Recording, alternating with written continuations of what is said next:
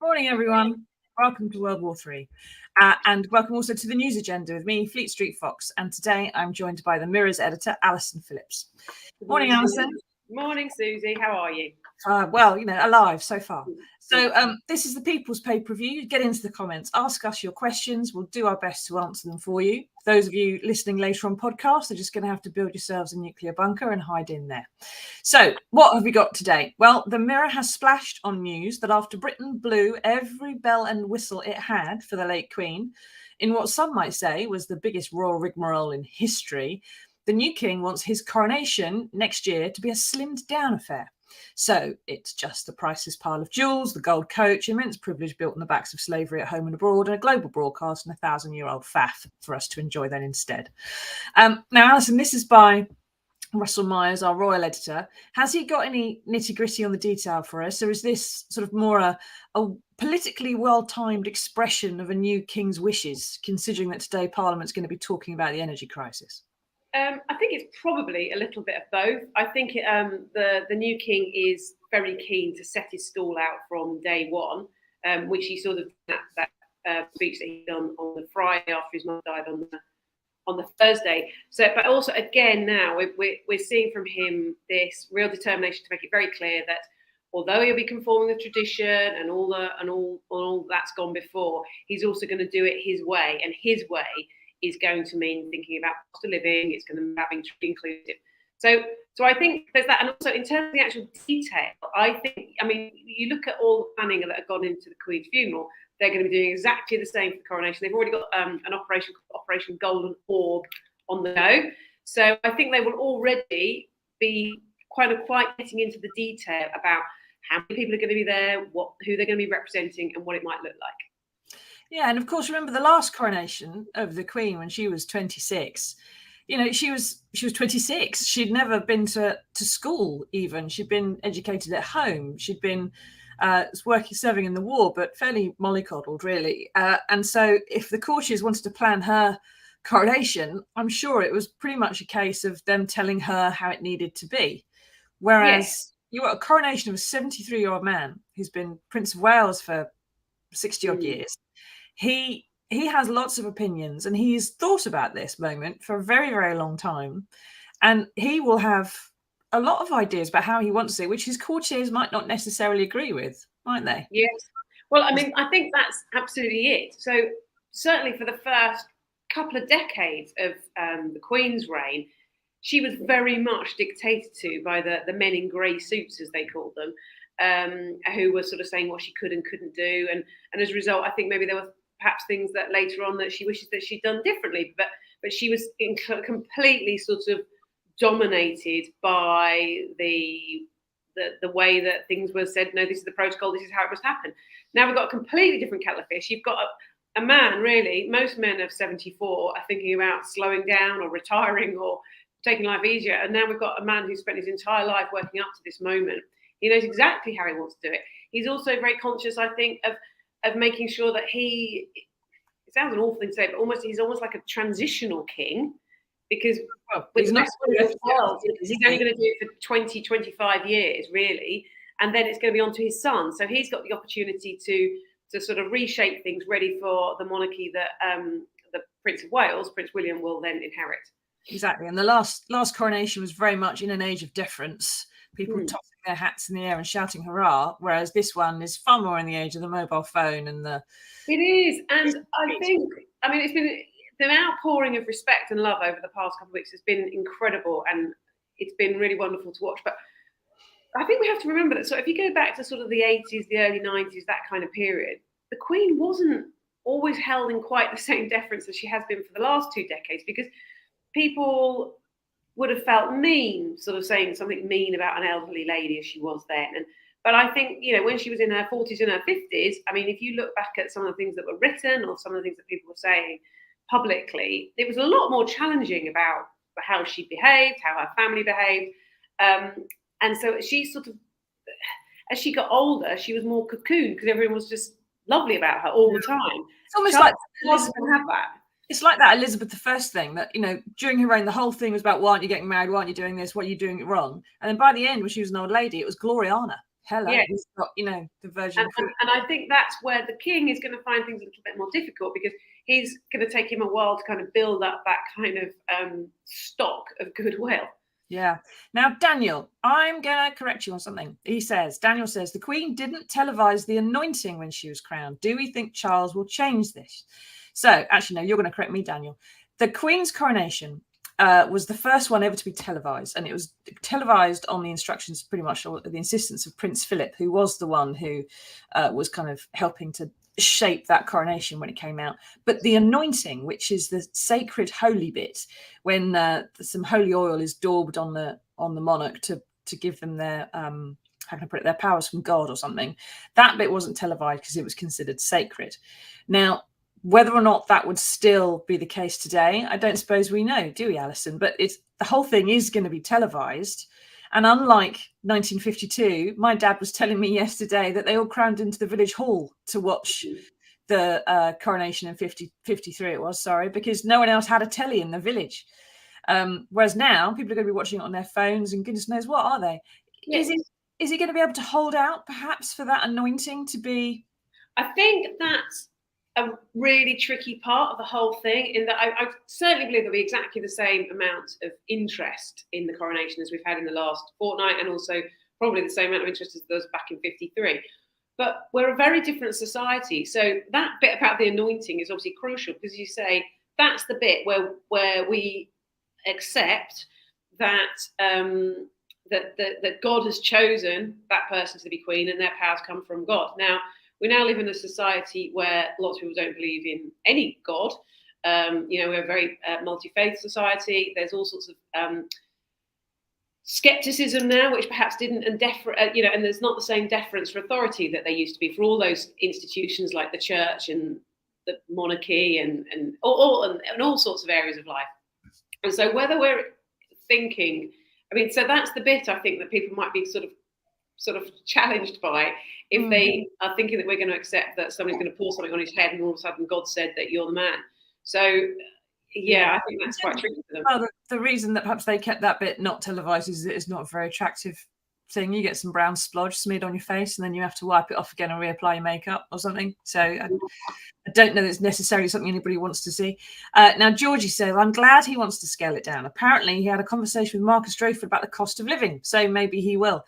And again, Georgie, royals don't have conversations with people in public unless they know, unless it's something that they want out, because they know that it's going to be reported as soon as they have that kind of conversation. Although Mark Drayford isn't really supposed to have told anybody about that conversation. If you talk to the king, or you're not really supposed to tell other people. But anyway, he did.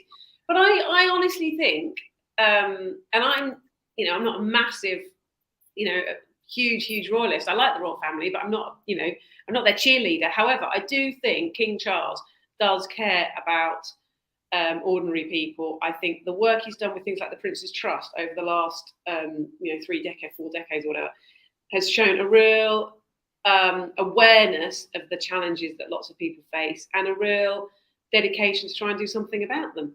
Yeah. Now, here's an example of royal ego for you. Mike says, didn't Charles at one time say he wanted to be named Defender of Faiths, plural, as opposed to Defender of the Faith? Now, the monarch of Great Britain and Northern Ireland is known as Fidei Defensor, Defender of the Faith in Latin. And that stems, it's on the coins if you look at them, and that stems from the days of Henry VIII when he wrote some books about theology, and the Pope of the day named him Defender of the Faith. Now, I don't know if it's the same Pope or a different one, but Henry VIII, the same king, was later excommunicated for his kerfuffle with Anne Boleyn. But he kept the title Defender of the Faith, even though he wasn't really supposed to be using it, to kind of prove that, the Pope had said this about him and he could keep on using it. And the royals ever since have used it. Now, it's not up to King Charles, to ask the current Pope to rename him Defender of all faiths that aren't anything to do with the Pope and not in the Pope's purview. So I don't think he can necessarily change could he not just say, I mean, if he's the king, can't he just say, because it's a declaration, but he can't change the Pope's instruction. But he could he not say, I just don't want to do it like that? Because I do think that is going to be a real problem, being Defender of the Faith, because we are now living in a multicultural society. I think it was, and he'll be more aware of this, I'd have thought, than anyone, that's going to send out a particularly bad message. Exactly.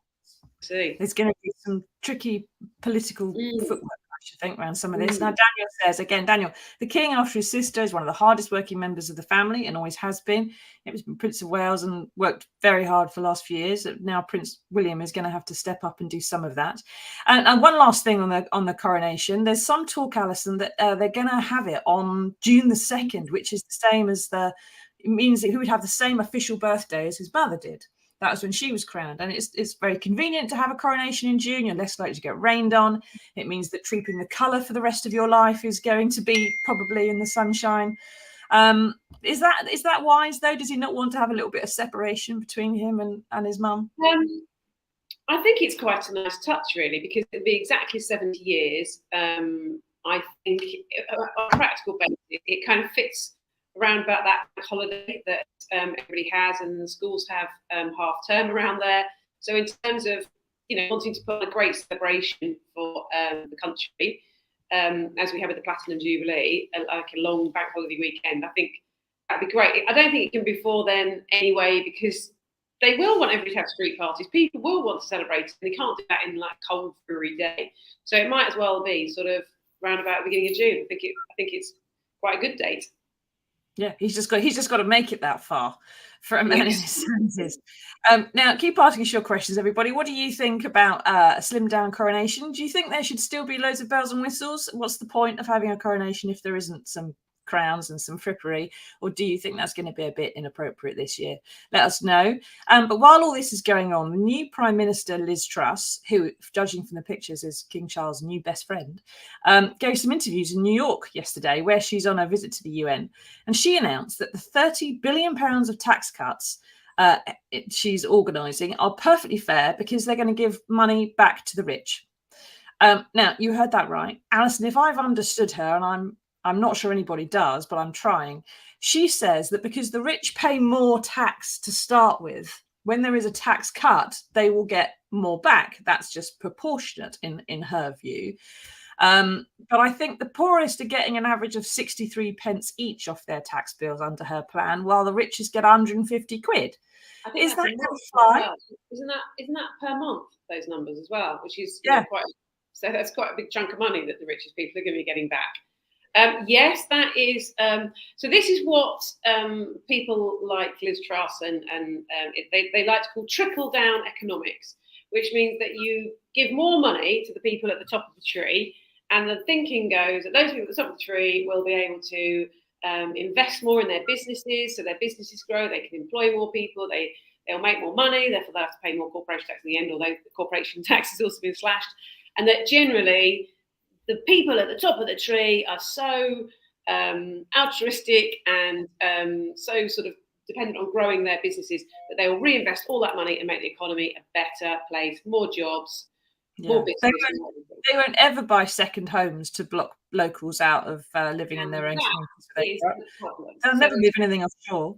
Or there's not, lots of people, they won't just be investing all that, in other countries, or there is a lot of evidence that proves time and again over the years that trickle-down economics doesn't actually work, and actually what you're better off is finding other ways to encourage growth and sort of from starting at the bottom of the tree working up.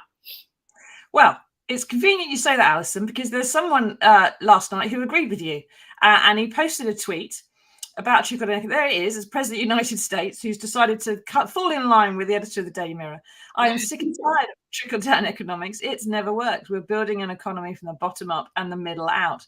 Now, is this, this is the man that Liz Truss has to do a trade deal with, which she said she was going to get in 2021 as Foreign Secretary. She now says that we're just nowhere near it. Are he and she ever going to be on the same page to sign a deal or anything?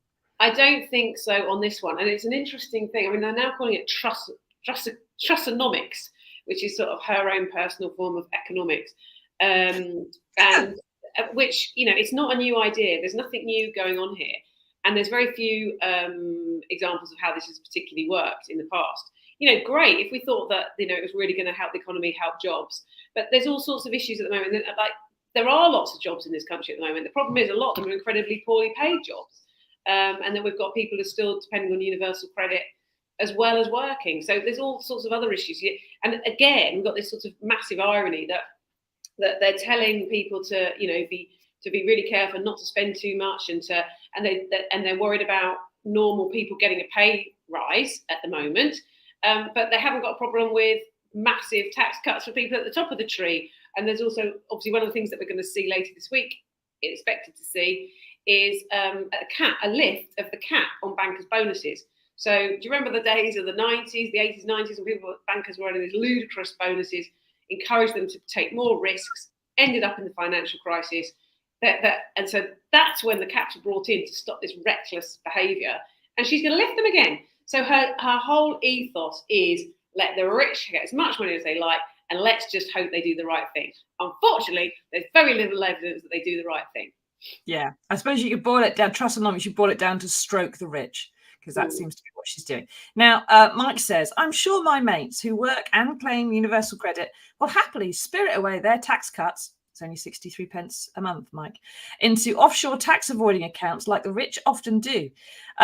Yeah, that's the point, isn't it? The money, that's what Alison was saying. The money, when you give money back to the richest people, doesn't end up in the bus driver's pocket because they don't take the bus. Now, Leslie says, trickle down has never worked. It just increases greed and reduces investment. Why should they invest when they can keep their money and put it into tax avoidance offshore bank accounts? Everyone seems to be of a view. Can Liz, I don't think Liz Truss is going to be able to sell this one at the ballot box, but she still thinks she's 2 years out, of course.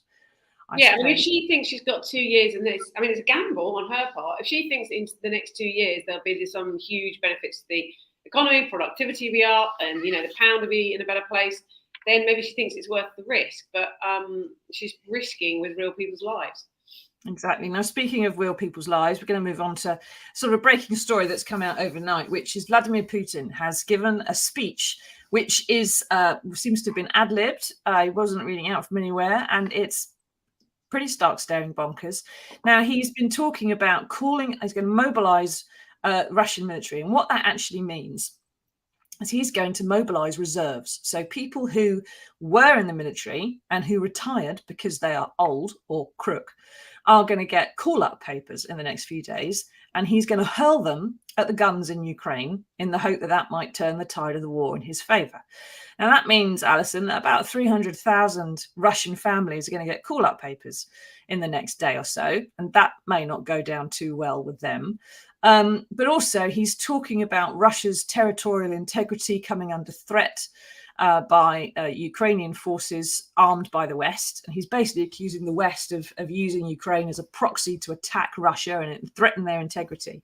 And under his how can I put it, his code in his plans for the only time he would actually use nuclear weapons, it's when there is a threat to Russian national integrity. And so it's being taken by the West as a very desperate, cornered man who is losing, firstly calling up old retired soldiers and killing them because he's killed all the young ones already, but then also threatening to use nukes on his way out the door. Is that, how can I put it? Is that how it's going to look? Is that how it's going to play? Or is this just, do you think this is just a cornered lunatic saying lunatic things?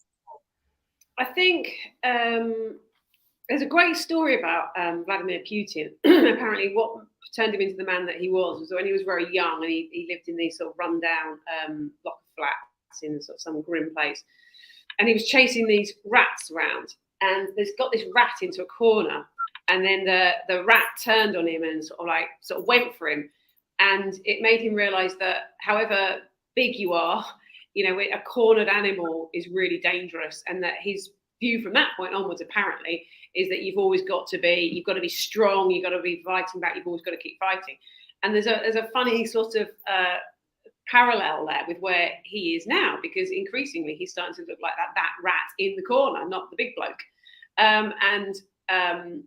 The concern, of course, is that he will do something, in a last ditch attempt, he could do something horrendous. I think what's interesting is what the people around him are going to do. So there's been a lot of talk in the past about, will the oligarchs rise up and force him out of power, or, the big business people. I'm not necessarily certain that was ever really going to happen, because those people have got their money and most of them have left the country and they're kind of quite disconnected. It's whether those people right at the heart of the regime are likely to do anything. Because quite frankly, I think this is the only way this is going to play out now, is somebody on the inside takes steps against Putin. The ordinary people, I think, because you've got to remember, they don't hear any of the news that we hear, so they don't know about, not really don't know about the detail, the numbers of people that have been killed and the atrocities and the mass graves. They don't know about any of that stuff. So it's really going to be down to that inner circle, and are they really prepared to take that massive risk to try and take on Putin? Exactly, and he's like a lot of strong men and politicians not long ago from this parish, he tends to surround himself with people who agree with him, and so therefore they're perhaps not going to dissent and see the reason for dissent. There was one guy on Radio 4 this morning talking about launching nukes at Britain, and that everyone else was going to die but no one in Russia. Seems to fundamentally misunderstand the concept of fallout or wind. So that's not necessarily going to work. And Leslie says, any idea he'll take Putin's place? If he is dethroned in a coup, someone more sane who has decided to stage a coup. If he just finally succumbs to whatever his health problems are, could be just another lunatic, just like he is, who needs to establish themselves as a strong man very quickly. So we'll have to see, won't we? But there was no alternative but to fight him in Ukraine, because otherwise he would be on our doorstep. So there we go. He would. I mean, the thing is, I think we can be, I don't think we should be scared of Putin. I think we should be concerned about Putin. That's sort of slightly different things, because he's just a nasty little bully. And nasty little bullies want people to be scared of them. So we need to be aware of him. We need to think about how we're going to deal with this. But being scared of him is what we want. And we've got to be on the front foot. And we've got to be thinking, we've got to be looking at how we can keep that unity. Because it's only by the West being unified that we will ultimately defeat him. And we will defeat him, like we've successfully defeated other nasty little bullies in the past. So, but that's through unity. Exactly, and he's not going to be able to use nuclear weapons without it being seen by satellites in space that he's fueling the missile silos, and there's lots of movements and so on. So people will see long before he actually has to do a launch that's what's happening.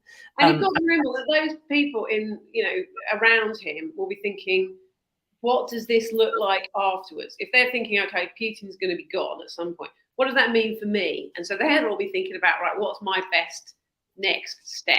And There's nuclear war. It means their skin's falling off. Yeah, exactly. So that's what's coming for everybody. Beta radiation. Some things I wish I didn't know, but anyway, there we go.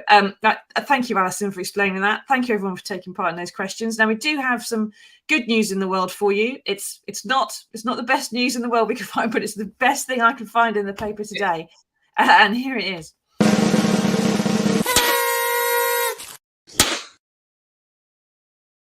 Now gas prices don't look like they're coming down anytime soon, and Liz Truss has said very definitely that she is against a windfall tax that everybody in the country, including Conservative voters, want.